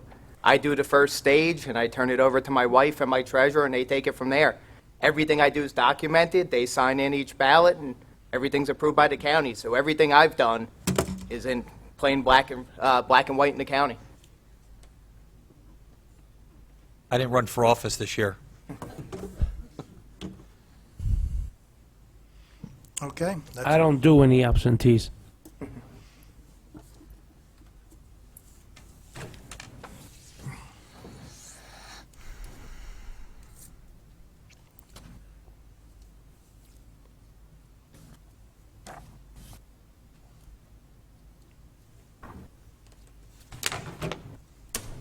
Annalise Catanzaro, 67 Midvale Avenue. Just one question before I start, because I saw town engineer was here.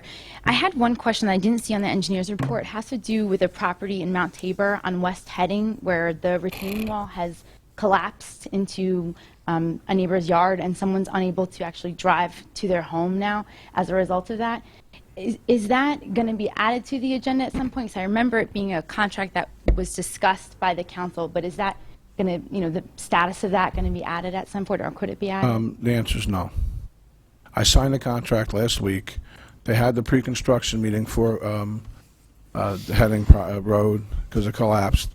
I spoke to the homeowner, and all of it's been taken care of. So the road's been No, it hasn't been repaired yet. repaired, You or- had the pre-construction meeting last Friday. Okay. I signed a contract last Thursday for East. Is it East Heading or West Heading? It's East Heading. Yeah. Okay. I spoke to the homeowner. I told her. Because like it looks like pretty dangerous, and I'm just thinking if it goes on to the winter where there could be ice or something in it, the wall could deter even more, and it's just like falling into like a kid's backyard. So I just well, think we're handling it, and we're going to expedite it hopefully before the winter. Actually, next week. Okay. All right, great. Thank you. Next, I wanted to congratulate Councilman Creefy on your appointment and kind of echo one of the things that you talked about during your introductory comments, and that was in terms of an investigation and what went on. I was following pretty closely, and I think that the police did a good job of updating and making updates, whether it be through Twitter or through Facebook and things like that. But I think there's a couple questions that perhaps you could add to the investigation. One was in relation to the dam, and I'm not expecting a response right now, but just kind of some questions that I had in reading the updates and reading what went on in the news organizations as well, whether or not it was a manual release of the dam or whether there was a dam release at all, because now it kind of seems that it was just on its own accord. And if there was a manual release of the dam, how that decision is made. So is this a United Water decision? Is this a decision that's made in tandem with the mayor and with the township? That was one piece. Another was in relation to the pump itself. Mr. Piero, you had said that the infrastructure of the wall did not fail, but that perhaps the pump, and I remember this is something that we had talked To my about knowledge, during... the pump didn't fail No, either. the pump didn't fail. None Okay. of this No, happened, nothing and it was- failed. Okay. That was I'm all- going to answer your questions when you're done speaking. Okay, great. The other thing that I wanted to ask about was a question that was raised during one of the info sessions related to the type of bacteria that can be present after a flood like this, where it mixes with sewage water and things like that. And I wanted to know whether there's any plans to involve someone like the Environmental Advisory Council on health risks or environmental risks associated with the flood and with the cleanup efforts too. Just whether that be an oil leakage or bacteria or things like that, it seems like people are going to be, wanting to get back into their homes as soon as possible, and they're already cleaning things up, and I'm just concerned that they might be doing it and putting themselves at risks without knowing, what the full extent of those risks are rather. And then in terms of the communication, I thought that I'd signed up for everything, but I didn't get any sort of like reverse 911 alert. And although I did have power and I did have internet and I was able to check those updates, I'm just concerned that is there any sort of gap or like perhaps another way that we can allow people to sign up for that? Because in that case, if I had lost power and if I was trying to understand what was going on in the town, it would be really difficult for me to get that communication without internet access. And then just kind of a final thought in terms of next steps. I think investigation is important because people, they want to know what happened. It was a terrible storm and a lot of it was of natural causes, but if there was any way moving forward that the township can do anything to take preventative steps to prevent this from happening again, I really think that we need to look at that, whether that be when the budget comes around and we're talking about infrastructure, if we're talking about the properties around that area and what happens to those condemned areas, if there's people that cannot move back into their houses, what steps is the township going to take, if any? It's not just about the blame. I think it's about what happens next, and if we do have a 500-year flood like this again, how can we prevent people from having to go through this again? Because it's truly a traumatic experience for all these people involved. It is a very traumatic experience. And let me say this, Annalise, the Environmental Committee will not be involved in this process. Absolutely not. You talked about being hazardous down there. Why would I bring a committee of representatives from the Township of Parsippany-Troy Hills to what could be a hazardous situation? I wouldn't do that. We have a health officer that would handle that situation on if it's safe to go back into a house, or soil remediation. We're working on that now with the DEP, with the EPA. But in regards to, what really happened, I got a report from United Water. They said they did not release water from the dam. They said it was overspill, that there's 6 levels to that overspill. When it hits the 6th level, an alarm goes off. And by law, they have to notify the surrounding towns. Parsippany happens to be one of them. And to clarify one thing, I think it's important, the township has no control over United Water, has no control over the dam. So no, I did not pull a lever. Okay, so I want to make that clear right away. No lever was pulled. The month of August was a very saturated month of rain. Now, I'm sure you probably had people say to you, well, how about Hurricane Floyd? Well, Hurricane Floyd, we're in the midst of a drought, state of emergency. So when Hurricane Floyd hit, from what I can remember, it didn't even fill the dam up. This was a significant amount of rain in a 24-hour period. I could tell you at 2 a.m. in the morning, the night of the rain, on Saturday, Veterans Memorial Park was 2 feet underwater. This is before the hurricane even, this was when it was in a young stage. It was coming so, rain was coming down so hard. Now in regards to correspondences, we sent out several reverse 911s. Now, did everybody get them? I don't know if everybody got them. It's not 100%. I'll be totally honest with you. But you might not have got one because you weren't in that area, in that flood area. So the police department sends out the reverse 911s. What we did, at 3 p.m. on August 26th, we put a news release out on the website. Then we put a reverse 911 out on August 26th at 6:57 p.m. These are just my notes.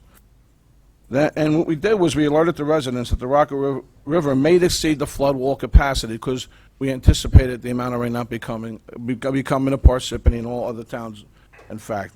Then at 4 p.m. on Saturday 27th, we did another reverse 911. We were very active during the whole process. We were prepared. But when the water came over that wall, it came at a velocity from 3 p.m. on. It was uncontrollable.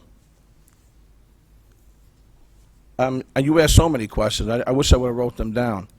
The bottom line is this. I'm going to get to the bottom of it. You can form a committee. You guys, you can do what you want to do. But I'm going to do it myself. And what I'm not going to do is I'm not going to make it political. It's one thing I'm not going to do, Annalise. I forbid that. And when you're at the meeting and the questions, a lot of questions were posed to me at that meeting. Okay, we have professionals working on it. We have the EPA was in here doing air monitor controls. The DEP was in here, and we're not going to stop. The township has cleaned up as much as we can for the residents. We're here for them. We're going to continue to be here for them. Okay, it's going to be a painstaking next 3-4 months. I mean, that's just the process, the way it goes. I never had to deal with FEMA. I hope I never have to again. But that's the bottom line. We were prepared. We did everything that we possibly could do. One thing we couldn't do was we couldn't control the hurricane. That's the only thing we couldn't do. We couldn't control the amount of rain that came down. And we couldn't control it when it came over the wall. Because, like Councilman DePiro said, it was 2 feet over the wall. And there was no stopping it. But we were very proactive. And I'm proud to say, all of that, and they're right in the back right now. Those gentlemen in the back, they worked 36 hours straight. And the police department, everybody worked. It was a machine. It was a well-oiled machine that night. I've never seen anything like it, and I hope to never see anything like it again. Yeah, to the workers, thank you. Annalise, part of your question, though, about if you lost power, they couldn't call you even if you were on the list, okay? I'm just wondering if maybe people should, instead of giving their landline telephone numbers, give their cell phone telephone numbers. And that way, even if there's a power failure, you could still get a message on your cell phone. Reverse 911 only went out to the flood area, Right. the potential flood area. I It didn't. understand, but if they had no power, they would not receive the call. If they have landlines, they would, like you said. Yeah. Right. Yeah, so what I'm saying is maybe that database. Well, if you have landlines, but you don't have, you have your home hooked up to a, You have a regular phone and not a cordless right, receiver. exactly. Well, if you have a cell phone, you'll receive the call, too. Plus, we went around, it got to a point where we were going around with the R&R was going around to each house, each police officer going around to each household, to tell individuals to evacuate. They So we were, They went around with the loudspeakers first, Loudspeaker. when they could still drive on the streets. Yeah, but that's because we did not lose power. Yeah, we received it on the cable message, we received it on the telephone, because we did not lose power. But we're saying if we lose power, how would we get those messages? And only if that database has cell phones would that get out. and my point is that, I know you keep talking about a committee. The fact of the matter is, I'm going to be doing it. I'm going to be investigating. I'm going to be with United Water. I'm going to be with the mayor of Denville. And we're going to find out what happened. And I suspect what happened, and I could be wrong, is we had 10 inches of rain with less than an 18-hour period. The reservoir was already to capacity. And if you take a look at Montville, not Montville, Denville, Rockaway Township, all the towns upstream from the Rockaway River, they got flooded out faster than we did. And that's before it even went into the reservoir. And if you look at the graphs of the reservoir, I'm only going by what the township engineer and I looked at. Everything happened below the reservoir. Yeah. So it's not that the wall failed, because it didn't fail. No, it's beyond our control. The mayor former mayor can correct me, but as I recall, when we built that wall, that was the 100-year flood wall. As I recall, the pumping station cost us about $500,000, and that pumps the water back to the river. The river bank is higher than a lot of those homes. So even in heavy rain, sometimes the water would flow over the bank and it can't get back. The pumping station pushes it back. And that solved maybe 95% of the problems we had in Lower Lake Hiawatha. The 100-year flood wall that was built cost about $2.2 million. I asked one of the engineers a question. I said, because they were saying the Army Corps preferred a 300-year flood wall, which, by the way, would also have been inadequate. It would have been over that one, too, because this was a 500-year flood. But the 300-year flood wall, they said, would cost about $10 to $12 million. And a 500-year flood wall, it doesn't go up linearly, it goes up exponentially. So a 500-year flood wall might be 30 or 40 or $50 million when you get to that. Because you can't just increase the height. The whole flood wall has to go down deeper, a wider base. You know, it's not just add some more height to it. You can't take this 100-year flood wall, add another 2 feet, and call it a 300-year flood wall. It doesn't work. You have the whole foundation, the whole base has to change. So what can we do to prevent this? The 500-year flood is very, very, very unusual. You know, we got, what, 12 inches of rain in 14 hours, something? 10 inches of rain in 18 hours. 10 inches of rain in 18 hours. I mean, that's highly, highly unusual. Okay. Okay. Anyone else wish to come forward?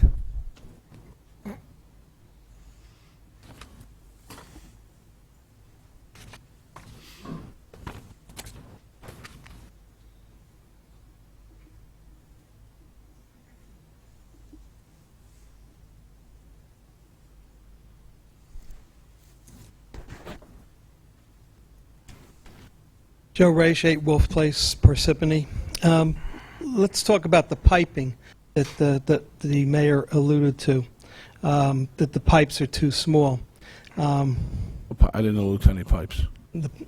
Well, it was mentioned that the pipes were not large enough to accommodate. Oh, you're talking about the dam. The Yeah, dam. they have a 21. The Jersey City Reservoir Dam Yep. has pipes that they have when they want to discharge water.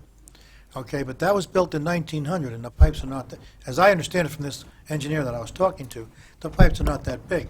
When they got the order from the governor to lower, this is what I understood now, when they got the order from the governor to lower all dams and reservoirs and lakes, that the state does not issue that kind of an order more than 48 hours before a storm hits. The reason being that the storm could change direction, and if you've lowered everything and the storm changes direction, then they might be adequately short of water during the summer. So they won't issue it more than 48 hours. But at the rate that those pipes can discharge water, when Jersey City lowered it, he said, that lowered the reservoir by about 4 or 5 inches because that's the size of those pipes. So lowering that 4 or 5 inches was totally inadequate. If they wanted to lower it by 4 feet, they would have had to start 3 weeks ago. Jersey City Reservoir and doesn't own the Rockaway River. The Rockaway River is what seems to be the problem with Lower Lake Hiawatha and the surrounding communities. What steps have they recommended to go and fix the problem? If it's piping, if it's releasing water, if it's I was on Green Bank Road during this flooding time, and I didn't see a drop of water. I didn't see a drop of water at the reservoir. I didn't see it closed off. I didn't see the road closed off from end to end. I didn't notice that the topography was at all inundated with water. I didn't see the Knoll Country Club closed and inundated by floodwaters coming over that reservoir or the Rockaway River that's up there. So I'm really at a loss to understand what went on. Well, I was at the reservoir, and the water was coming over the wall. I was at the Knoll Country Club, and it was flooded out, and it was closed down, the Knoll Country Club, Joe. And fact of the matter is that, the dam overspilled, and if I'm incorrect, you can correct me. It went from 162 million gallons a day. If I'm correct, I'm going to talk to the engineer. 162 million gallons a day over the overspill to 5,810 million gallons a day in less than 24 hours. It was a terrible storm. Right. No, but my point is that if you look at those numbers, 200, I think it's 200 square foot per second, or what is it? What is it? What's your name? Justin. Was it 200 square foot per second? It's in that report. But that was just an amount of water that came over that wall that, where does it feed into? The Rockaway River. And, on my end, I can't say if they released water or not. They told me they didn't, and that's why I'm looking into it. I have to believe what they said right now, because they said they released no water. But the fact of the matter is, from what I understand, what they was told, that if 162 million gallons come in, 162 million go out. If 5,810 come in, 5,810 million gallons go out. Once it's filled, yeah. Yeah, once it's filled. So, because it keeps the flow of the river going. It's not. In fact, if I'm correct, Justin, it's not a flood dam. It's not. It wasn't intended to control floods. Exactly. And I think This is what the engineer said that too to me. Right. He said it wasn't designed to control floods. It was designed to. I wish it was controlled to design floods. But with our past experience, it would have been prudent to have that them call for that. Call for what? Call for flood control through the dam process up there. The road was open. I was on it throughout all this turmoil. Which road? Green Bank Road. Yeah, Green Bank Road wasn't closed. It wasn't, but the knoll was flooded. Green Bank Road wasn't closed. In a regular storm, a regular rainstorm, the reservoir could overflow, and they do have retaining areas over there, but that wasn't impeded. It didn't. It had no effect on the sewage treatment area either. All right, sorry, your time's up. Okay. Anyone else wish to speak? Seeing no one. Mayor Priori. Frank Priori, 20 Heritage Court. Congratulations to you, Mayor, and to your administration and to the council for a fine job. Now, there are questions. Across this community, there are questions as to what occurred. And no one, and I mean no one, says that our volunteers and our township personnel and our first aiders and rescue and recovery members didn't do nothing but the finest 100% job. Absolutely. And they always have. I became involved in these things back in the late 60s, early 70s when I got involved in government here. The Jersey City Reservoir has always been problematic during storm cycles and heavy rains. You're correct when they probably say they didn't release any water. But the fact remains that millions of gallons went over the top of the dam or the spillway and into the lower Rockaway River, which I think made our situation in Lake Hiawatha much, much worse. Now, as far as I remember correctly, that you don't need an edict from the governor to lower a reservoir. It's within the purview of that watershed. most reservoirs, I do a lot of fishing, so I check and see what the water levels are in our rivers and lakes and reservoirs because I want to go fish it. And what's going on there impacts how you do. So I have been keeping an eye on North Jersey reservoirs for the period, most of August, and I would say all of them were at least 100% or better. Now you can say, well, how could something be more than 100? It could be 102, 105%. And I believe the reservoir that belongs to Jersey City was at least 100%. 102. I think it was 102. 102. Yeah, I think you're right. So bottom line is, I believe that they did nothing to contribute to the flow, but they didn't, in a timely fashion, release water, and not just by the governor's edict, because that's a decision they can make. Now, back in the 70s when I sat on the council, Mayor Fahey was the mayor at that time. A lot of people from Hiawatha complained about the timing of the releases from the reservoir, that they were in fact inundating an already troubled area with even more water. So during the start of my tenure, early 80s, Mayor McCann of Jersey City and I became friendly, and we worked out a scenario with the waterworks, as they called it, to release water sometimes earlier or sometimes holding it back, depending on frequency of the storm, which would aid us, because don't forget, the wall wasn't even begun until 84, and I think the final completion, and maybe Mr. DiPiero can refresh my memory, I think the total completion, wall and pump, was 88? Yeah, around 88. The pump came first, yeah, and then correct. the wall came later. Now, for some people who might not know it, the pump has almost no correlation with what might come over the riverbanks. The pump is there to help the higher. It's what goes into the catch basins and streets maybe 3-4 blocks away from the riverbank. You don't understand. We have flap gates on those pipes, that was part of the flood control project. The pump takes that water that accumulates in the pipes, doesn't let it come out into the streets anymore, it pumps it back into the river. Now, I would say, Mayor, if I was questioning United Water, which, by the way, as we will probably know, it's owned by a company in France. Now, that water becomes their property, so to speak. And in many cases, water utilities, reservoirs, water authorities will hold on to the water because it's a resource. It's revenue. Right, it's revenue. Those of us who are downriver want to know that you're releasing this thing to give us a chance to stay ahead of the flood.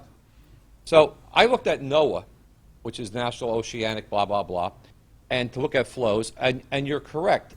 During around midday on the day of the hurricane, there was a great volume of water introduced into the reservoir. Now, that's not this sheer rainfall. If you look at most floods across the country, a levee breaks, something breaks down, a dam breaks.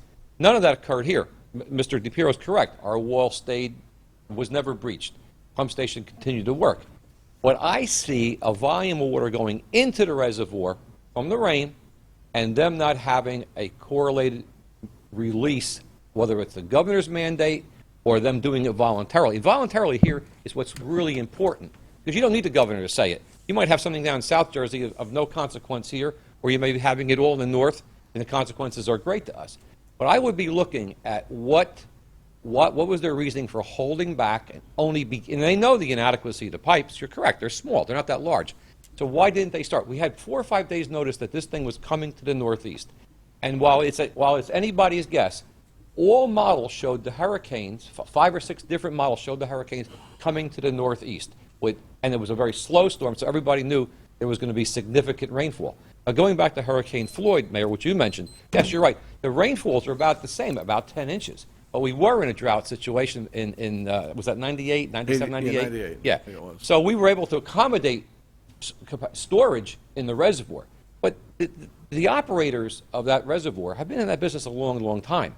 And I just think somebody there wasn't willing to take the risk to lower the reservoir in a timely fashion.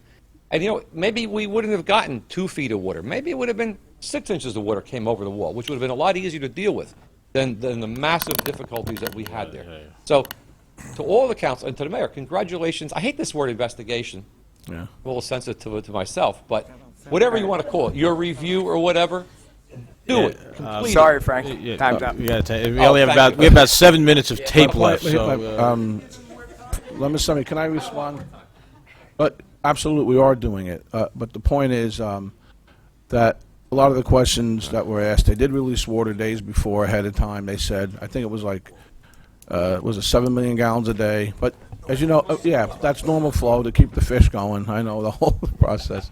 And I don't fish, so. And we have about, what, 2 minutes left to tape? You got 5 minutes left to tape. You're gonna have We have less. 5 You're minutes gonna left have, to you're gonna tape. have less than that. All right. Okay, Lee. 28 years ago, yeah, there was no wall. We didn't have half the population, and we didn't have half the upstream flow coming down. Now all that's being channeled to the nearest waterway. Nearest waterway sends it down our way. So we got more water channeled to us because of urban sprawl, development, condos, all upstream that were never there 28 years ago, but they're there now. So where's the water going to get saturated in the ground? There's buildings on it. Here it is. Yep. There's your answer for today's problems. Do you think today's problems are here? Tomorrow it's going to be even worse. Because you got more rains coming, and the ground is still highly saturated. Thank you. Thank you, Lee. Okay, seeing no one else come forward, I'll close the public portion. Entertain the ultimate motion. Motion to adjourn. Second. Motion to adjourn by Mr. Cicero, second by Mr. Ferrera. Roll call, please. Mr. Karifi? Yes. Mr. Cicero? Yes. Mr. Ferrera? Yes. Mr. Stanton? Yes. Mr. DiPiero? Yes, The meeting meeting is closed at 9:27. Nine.